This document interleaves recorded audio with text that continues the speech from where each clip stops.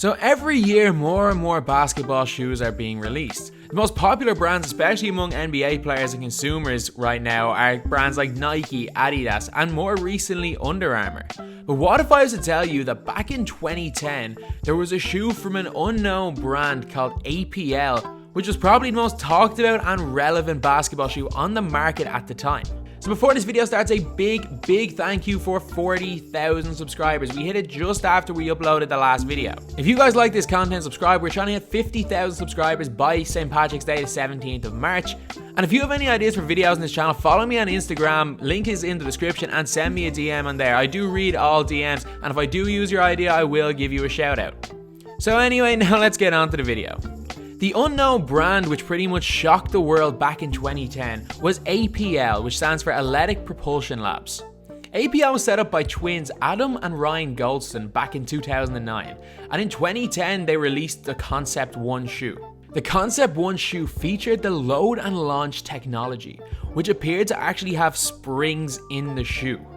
And even before putting the shoes on the market, they made claims that the shoe increases your vertical leap and greatly increases your vertical leap.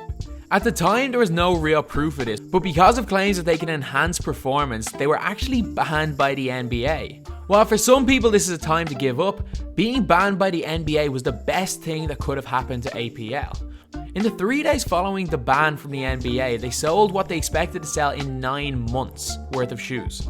And these shoes weren't cheap either. They sold for $300, even though the APL Concept 2, Concept 3 and the recent shoes are mostly less than the $300 that the initial Concept 1s were.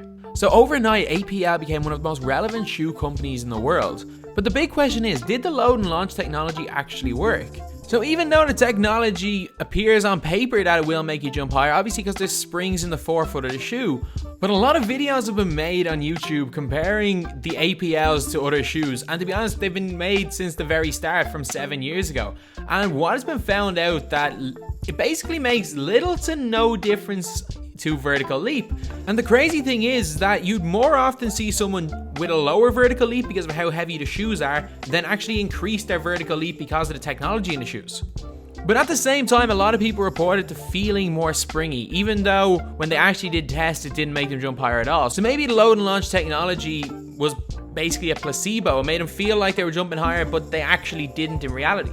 So the NBA banned a shoe that pretty much didn't help performance at all, but to be honest, all that did was start up the APL company. APL's been going strong and has actually branched off into running shoes. So yeah, this is just a quick video. I just think it's crazy that the NBA went and banned a shoe without actually testing it.